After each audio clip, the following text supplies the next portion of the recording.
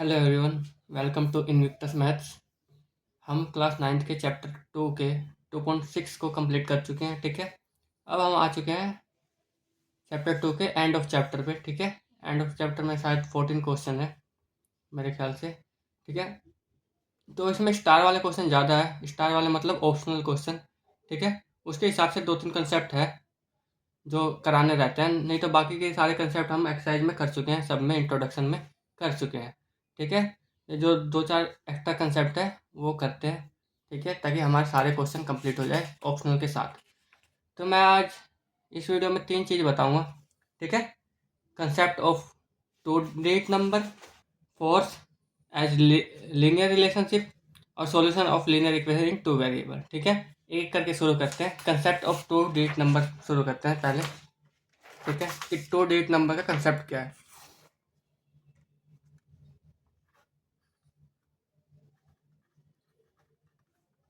Concept of two digit number. तो दो digit number का कंसेप्ट क्या है। अगर मैं तुमसे कुछ भी पूछूं कि चलो एक डिजिट का कोई सा नंबर लिख दो। ठीक है, एक डिजिट का कितने नंबर होते हैं? 10। अगर जीरो का नंबर मानो तो 3, 4, 5, 6, 7, 8, 9, बस। तो इसको तुम एक्स करके लिख सकते हो। अब तुम्हारी कंडीशन के हिसाब से ये एक्स बदलता रहेगा। ठीक है, मैं पूछूं कि ऐसा एक्स ऐसा है कि वो 2 से भी डिवाइड हो रहा है, 3 से भी डिवाइड हो रहा है। ठीक है, तो 2 से और 3 से डिवाइड होने वाला यहाँ पे एक ही नंबर है जो कि 6 है। तो इस कंडीशन में तुम्हारा एक्स हो जाएगा 6। ये एक सिंगल डिजिट का नंबर है। ठीक है, बट यहाँ पे कोई सा भी डिजिट हो, जैसे मैं पूछूं कि जो एक्स है, कंडीशन मैं बदल देता हूँ, एक्स बदल जाएगा कि एक्स जो है सबसे छोटा प्राइम नंबर है। तो सबसे छोटा प्राइम नंबर कौन सा होता है? 2। तो सबसे छोटा प्राइम नंबर 2 है, तो एक्स 2 हो जाएगा। ठीक है, तो ये कंडीशन बदलती रहेगी और एक्स बदलता रहेगा, बट एक्स सिंगल डिजिट का नंबर है तो लिखने में कोई दिक्कत है नहीं। ठीक है, उसको एक्स करके लिख सकता हूँ। ये एक्स है, या वाई सिंगल वेरिएबल यूज करके लिख सकता हूँ। ठीक है, दिक्कत आती है टू डिजिट नंबर में। तो टू डिजिट नंबर में क्या होता है? तो टू डिजिट नंबर शुरू होते हैं 10 से और एंड होते हैं 99 पे। ठीक है, ये सारे टू डिजिट के नंबर है, सब में दो डिजिट है। ठीक है, 10, 11, 12, 13, 14, 15, 16, सब में दो डिजिट है। अब बात आती है कि अगर दो डिजिट का नंबर है, तो मान लो एक नंबर मैं लिखता हूँ 12। ये नंबर लिखा मैंने। अब 12 को मैं वेरिएबल में लिखना चाहता हूँ, तो इसको एक्स वाई करके कुछ लिखूंगा। एक्स वाई करके, जहाँ पे एक्स क्या होगा? 1, वाई कितना होगा? 2। तो ऐसा होगा।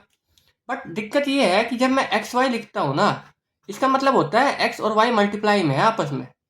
आई बात समझ में? तो अगर एक्स वाई मल्टीप्लाई में है और मैंने मान लिया कि एक्स 1 है, वाई 2 है, तो अगर मैं इसकी जगह रखता हूँ, इसकी जगह रखता हूँ एक्स और वाई, तो ये कितना हो जाएगा? 2। जब जबकि एक्चुअल आंसर कितना था मेरा?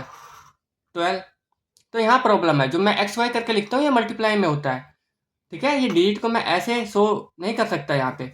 जैसे दूसरा नंबर लिखो, जैसे 23 है एक नंबर। ठीक है, अगर मैं उसको एक्स 23 लिखूँ तो इसके हिसाब से मेरा एक्स क्या है? अगर एक्स वाई नंबर लिखा था मैंने, तो एक्स है 2, वाई है 3। ठीक है, बट अगर मैं ये मान के चलता हूँ और एक्स वाई में मैं एक्स को 2 और वाई को 3 मान के चलता हूँ, तो क्या होगा? ये दोनों मल्टीप्लाई में लिखे हुए हैं, इससे क्या होगा कि एक्स 2 लिखूँगा, मल्टीप्लाई में 3 लिखूँगा, तो ये हो जाएगा 6। जबकि नंबर कितना था मेरा? 23। तो दो डिजिट, अच्छा सिंगल डिजिट के नंबर को X Y A B C करके तुम लिख सकते हो अगर सिंगल डिजिट है। मगर दो डिजिट का नंबर है तो तुम्हें दो डिजिट वेरिएबल ऐसे नहीं लिख सकते, X Y, Y Z, Z X, A B, ऐसे करके नहीं लिख सकते दो डिजिट के नंबर को, क्योंकि इनका मतलब होता है मल्टीप्लाई। और जैसे ही तुम एक्स की जगह 1 और वाई की जगह 2 लिखोगे और मल्टीप्लाई होकर ये आ जाएगा 2, जबकि आना था 12। ठीक है, तो दो डिजिट के नंबर को कैसे लिखा जाए? तो दो डिजिट के नंबर को मैं कुछ ऐसे लिखता हूँ। देखो, मैथ में दो डिजिट के नंबर को हमेशा लिखा जाता है। ठीक है, एक नंबर है, मान लिया 12। तो 12 को देखो, अगर मैं उसके फैक्ट वो कर दूं अलग अलग इसको, तो ऐसे लिख सकता हूँ, है कि नहीं? तुम्हें पढ़ाया गया होगा, शुरू से हम पढ़ते आ रहे हैं, सॉरी, 1, 2, 3। ठीक है, ये एक नंबर है। ठीक है, 123, 123। इसको कहते हैं वंस डिजिट। प्लेस प्लेस इसका क्या है, वंस वंस डिजिट। ये टेंस टेंस प्लेस पे है और ये 100 प्लेस पे। ठीक है, ये ऐसा है। ये पढ़ाया क्यों गया था, ये इसलिए पढ़ाया गया था कि हम ऐसे कर सकते हैं कि जो वंस पे है इसको 1 से मल्टीप्लाई करो, जो 2 पे है टेंस पे उसको 10 से मल्टीप्लाई करो, और जो 100 पे है उसको 100 से मल्टीप्लाई करो, और तुम्हारा आंसर आ जाएगा, ये 123 हो जाएगा। देखो 3 1 3 20 100, इसको ऐड करोगे तो हो जाएगा 123। आ गया ना नंबर, इसलिए नंबरों को ऐसे लिखा जाता था। ठीक है, जैसे ये नंबर है 4251, तो ये 1 10 100 1000। ठीक है, तो इसको 1 से मल्टीप्लाई करूँगा, इसको 1000 से इधर से शुरू कर लेता हूँ। 4 को 1000 से मल्टीप्लाई कर लूँगा, 2 को 100 से, 5 को 10 से, और 1 को 1 से, जो कि 1 ही आएगा। ये हो जाएगा 4000, ये हो जाएगा 200, ये हो जाएगा 50, और ये हो जाएगा 1। तो इसको ऐड करोगे तो ये हो जाएगा 4251। ठीक है, तो इसलिए नंबरों के प्लेस वैल्यू हमें पता होनी चाहिए। तो ऐसे नंबर लिखे जा सकते हैं, किसी भी नंबर को ऐसे तोड़ सकते हैं। जैसे कोई सा भी नंबर हो गया, तुम ले लो 53 हो गया, तो ये 1 से 10 है, तो इस नंबर को ऐसे लिख सकते हो तुम 50, इसको 10 से मल्टीप्लाई करके 3, तो इस नंबर को ऐसे टुकड़ों में लिख सकते हो। तो अब ये समझो कि अगर कोई सा भी नंबर है तो ऐसा लिखा जा सकता है कि 10 डिजिट को 10 से और 1 डिजिट को 1 से मल्टीप्लाई करके। अगर एक्स वाई दो नंबर मानने हैं मुझे, वेरिएबल है, तो मैं एक्स वाई करके नहीं मानूंगा। अगर पहली डिजिट उसकी एक्स है, दूसरी डिजिट उसकी वाई है, ठीक है, तो ये 1 से 10 है, तो मैं नंबर को कैसे मानूंगा, नंबर को मानूंगा, इसको 1 से मल्टीप्लाई कर दूंगा, इसको 10 से, तो ये हो जाएगा 10x प्लस में y, ये नंबर हो जाएगा। और तुम अब x को देखो, 23 था नंबर, मान लो 23 है, तो x की जगह 22 है, तो यहाँ पे आप कैलकुलेट करोगे ना, तो यहाँ पे कोई गड़बड़ नहीं होगी, वो मल्टीप्लिकेशन वाली। ठीक है, 3 को 1 से करूँगा तो ये हो जाएगा 20 + 3, और नंबर आ जाएगा मेरा 23। आए बात समझ में? तो 2 डिजिट नंबर को ऐसे मानते हैं। अच्छा, एक बात और मैं बताता हूँ।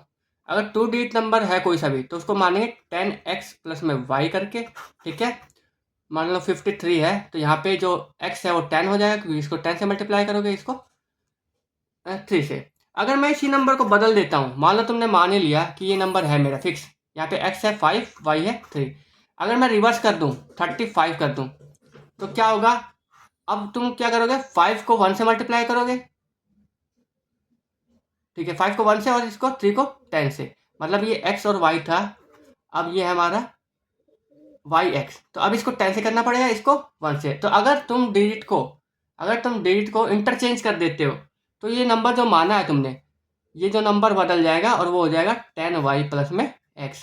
देख लो, y रखो 10 की जगह, ये y कितना था हमारा 3, तो ये 3 हो जाएगा, प्लस में 5 हो जाएगा, ये 35 नंबर बन जाएगा। समझ गए? तो अगर नॉर्मल नंबर है कोई 2 डिजिट का, तो उसको मानते हैं 10x प्लस y करके। और कोई अगर इंटरचेंज कर देते हैं डिजिट को, अगर 53 है तो 35 लिखना है, तो जस्ट इस वाले को 10 से मल्टीप्लाई कर लो और डिजिट बदल जाएगी, क्योंकि ये 10 प्लेस पे चला जाएगा, तो 10y प्लस में x, ऐसे डिजिट को इंटरचेंज करके नंबर लिख सकते हैं। आई बात समझ में?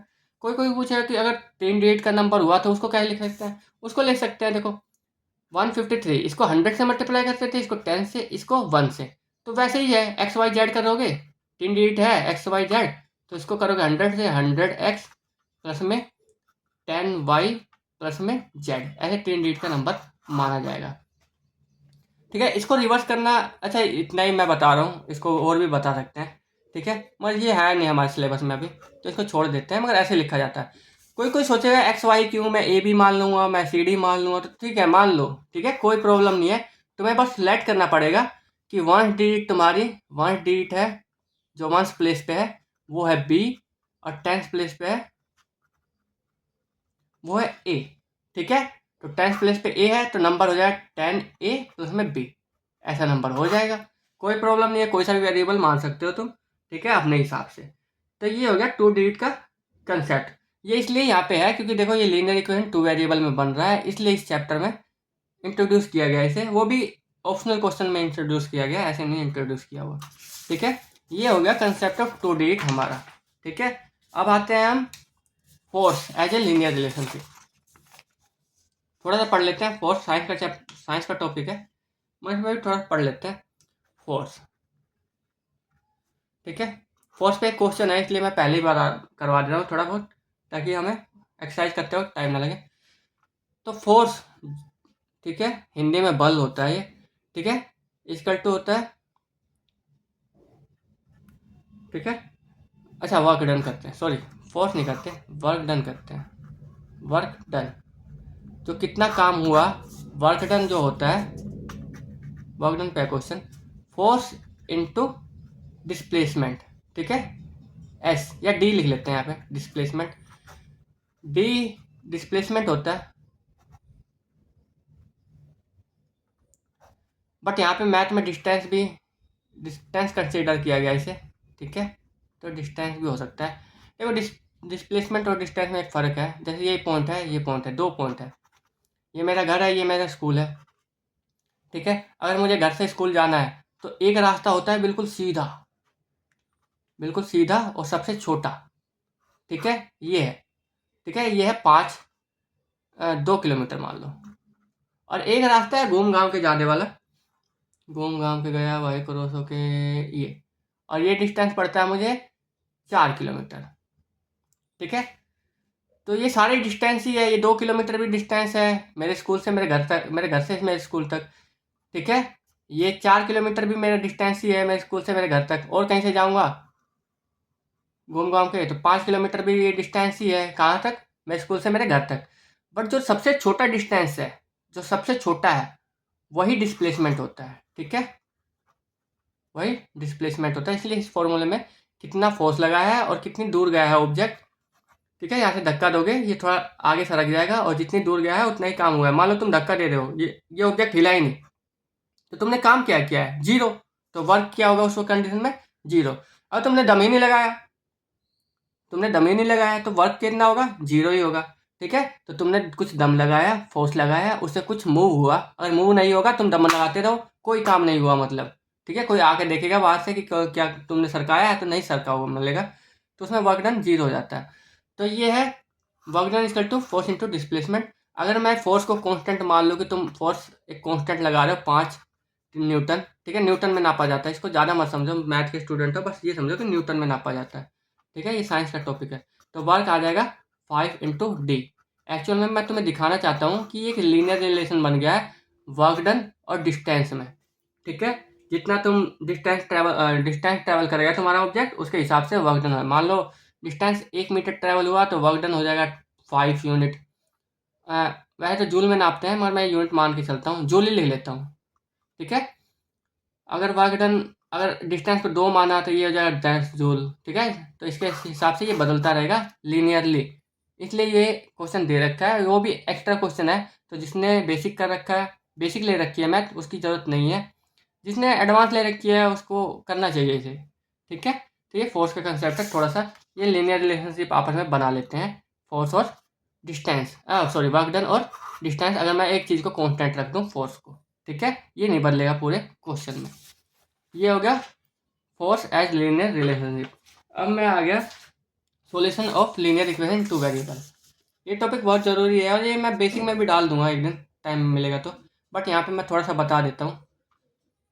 Solution of linear equation in 2 variable.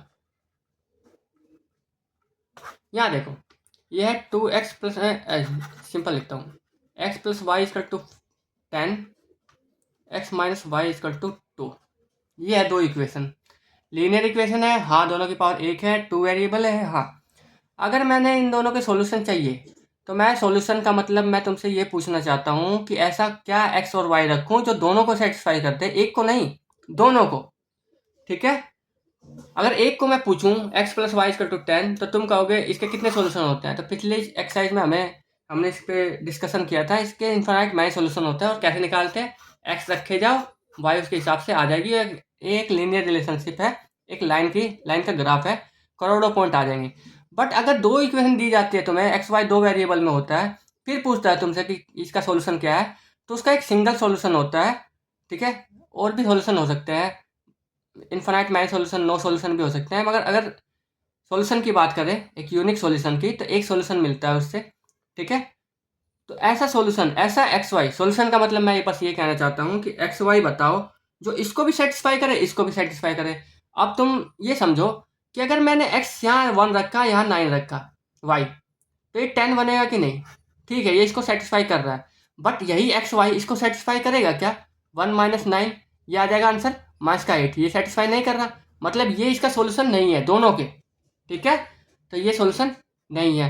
तुम कहोगे 2 और 8 रख लेता हूँ, तो इसके हिसाब से तुमने रख लिया कि ये 10 है, इसका सोल्यूशन है। बट तुम यहाँ पे रखो 2 - 8, ये -6, ये भी खत्म हो जाएगा।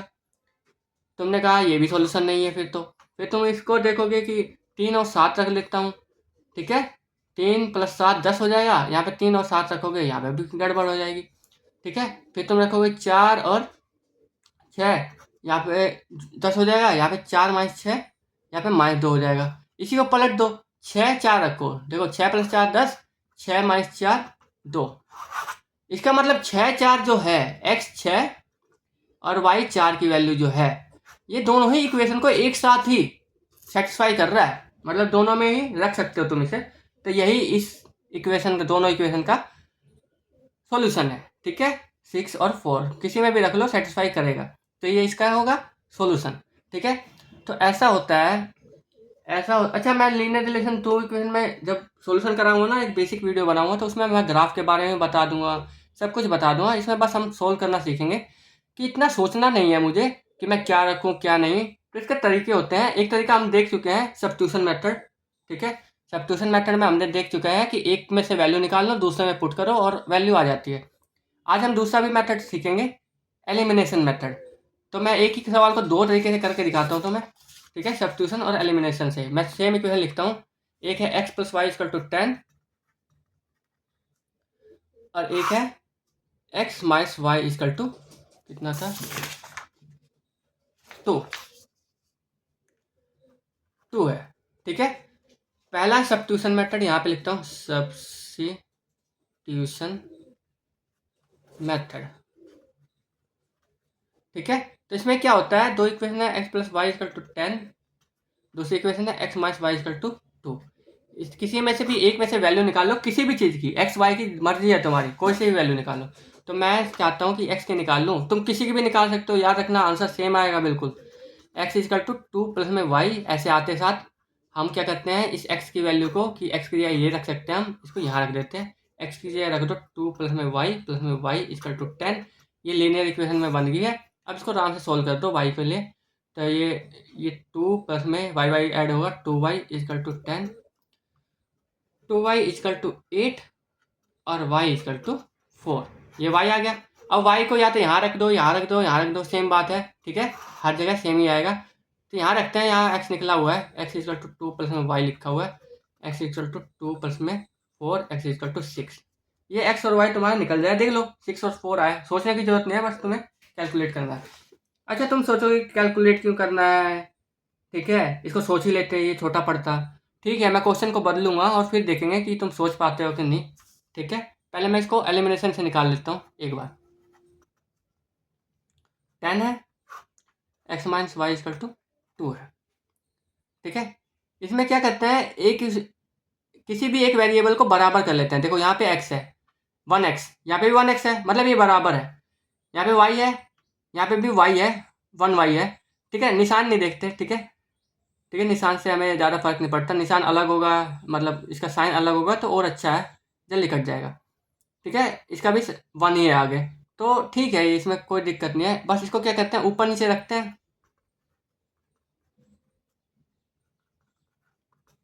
ये हो गया, ठीक है। अब अगर देख लो, अगर ऐड करने से कुछ कट रहा है x और y में से एक, तो ठीक है।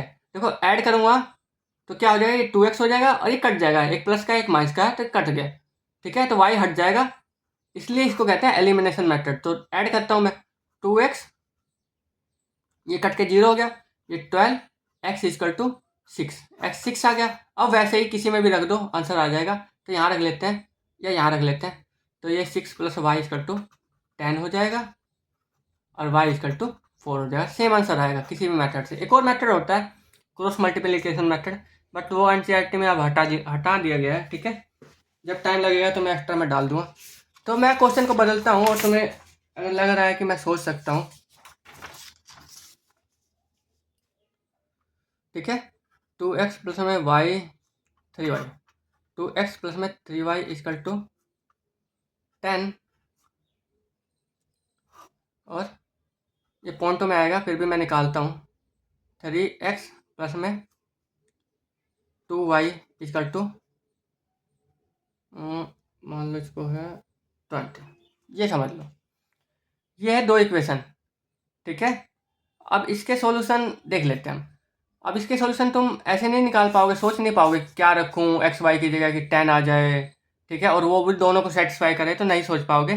तो इसमें या तो सब्स्टिट्यूशन मेथड यूज़ करो या तो एलिमिनेशन। तो मैं एलिमिनेशन यूज़ करता हूँ क्योंकि सब्स्टिट्यूशन से हम पहले भी कर चुके हैं।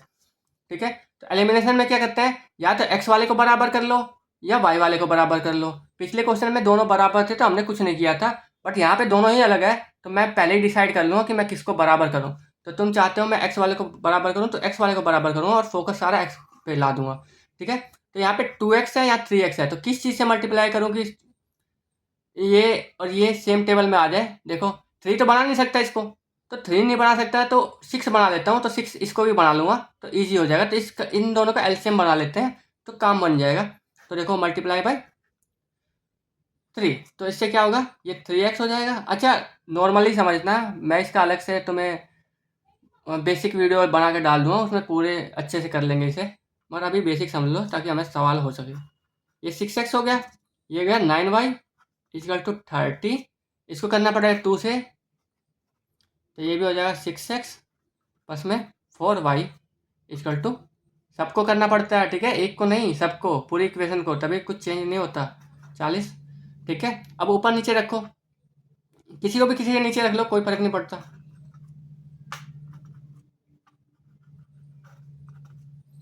ये 40 हो गया। अब देखो प्लस करने से कुछ कट नहीं रहा, हमें एक्चुअल में इसी को काटना था, इसलिए मैंने इसको बराबर रखा है। अब यहाँ पे दोनों प्लस के निशान है, ये जोड़ेंगे तो 6 6 12 हो जाएगा, 9 4 13 हो जाएगा, कुछ नहीं कटेगा, ना एक्स वाला ना वाई वाला। बट अगर मैं सब्ट्रैक्ट करता हूँ इसमें से ये, तो सब्ट्रैक्ट करता हूँ तो इस पर भी निशान आ जाएगा, इस पर भी, इस पर भी, तो साइन चेंज हो जाएंगे और ये हो जाएगा। अब ये साइन इसके एक्चुअल साइन है, ठीक है, सब्ट्रैक्शन में, तो ये दोनों सेम साइन, 6x में से 6x गया 0, ये खत्म। प्लस का है, ये माइनस का है क्योंकि ये साइन इसके हैं, तो ये हो जाएगा 5y = ये सब्ट्रैक्शन होगा, माइनस का 40 है तो माइनस का 10, y = माइनस का 2। अब इस y को कहीं पे भी रख लो, तुम्हारा आंसर आएगा यहाँ, यहाँ कहीं पे भी, यहाँ कहीं पे भी। ठीक है, तो मैं यहाँ रखता हूँ, छोटे में रखते हैं ताकि ईजी हो कैलकुलेशन। y की जगह -2 = 10, ये 2x माइनस का 6 = 10, 2x = 16, x = 8, तो ये एक्स वाई आ गया। अब देखो ये एक्स वाई उसको सेटिस्फाई करेगा, बेशक तुमने सोचा हो चाहे नहीं, मैं निकाल के दिखाता हूँ। एक्स है 8, वाई है -2, देखो यहाँ पे रख के दिखाता हूँ, ये 10 ही आएगा। 2x है 8 प्लस में 3y है -2, देखो 8 2 16 माइनस में 6, ये आ गया 10, सेटिस्फाई कर दिया। इसको भी करेगा, देखो 3x + 2y = 20 था, एक्स की जगह क्या रखूँ 8, तो 8 से 24, ये -2 -4 हो जाएगा, तो ये 20 = 20 आ गया ना। तो ये खुद ही आ जाएगा, तो मैं सोचने की ज़रूरत नहीं है। इसी को कहते हैं एलिमिनेशन मेथड। और धीरे धीरे मैं बेसिक बनाऊंगा तो उसमें मैं सिखा दूंगा तीनों ही मेथड, क्रॉस मल्टीप्लिकेशन वाला भी सिखा दूंगा कि वो कैसे करते हैं। ये बेसिक समझ लो अब बस, ठीक है, इसके लिए काफ़ी है। ठीक है, एक चीज़ लास्ट,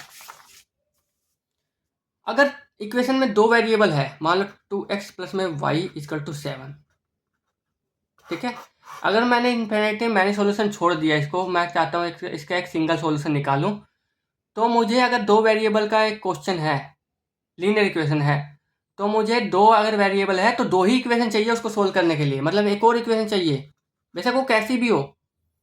ठीक है, ये 2 इक्वेशन आ गई, 2 ही वेरिएबल है, तो ये सोल्व कर सकते हैं, हम बता सकते हैं कि इसके सॉल्यूशन यूनिक है, ठीक है कि नहीं है। मगर तुम सोचोगे कि 2 वेरिएबल है और एक ही इक्वेशन है तो इसको सोल्व कर लेते हो, नहीं, इसको सोल्व नहीं कर सकते तुम। इसके इन्फिनाइट मैच सॉल्यूशन है तो कोई एक पर्टिकुलर सॉल्यूशन नहीं आएगा तुम्हारा।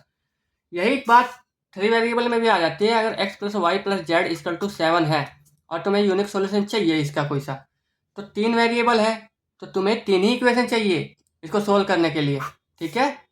2x प्लस में 5y इक्वल टू प्लस में 3z इक्वल टू 7। अब जरूरी नहीं तीसरी भी ऐसी भी हो सकती है, 4 ऐसी भी हो सकती है। अब तुमको ये 3 वेरिएबल में जरूरी नहीं 3 इक्वेशन चाहिए इस पूरी कंडीशन को सोल्व करने के लिए, ठीक है भाई, एक्स वाई जेड, ठीक है। तो अगर इक्वेशन 3 वेरिएबल में तुम्हें दे रखी है तो उसको लिए 3 इक्वेशन चाहिए, 2 वेरिएबल में है तो 2 ही इक्वेशन चाहिए, और सिंगल वेरिएबल में है तो एक ही इक्वेशन से काम बन जाता है, जैसे 5x प्लस 2 इक्वल टू 7। इसके लिए दूसरा इक्वेशन चाहिए ही नहीं, एक यूनिक सॉल्यूशन ऐसे ही आ जाएगा। देखो सोल्व कर लो इसको, x इक्वल टू 5/5 1। आगे बात समझ में। तो ये सब बेसिक है एंड ऑफ चैप्टर का जो एक्स्ट्रा था, और बाकी बेसिक हम कर चुके हैं इंट्रोडक्शन में सारी एक्सरसाइजों में, ठीक है।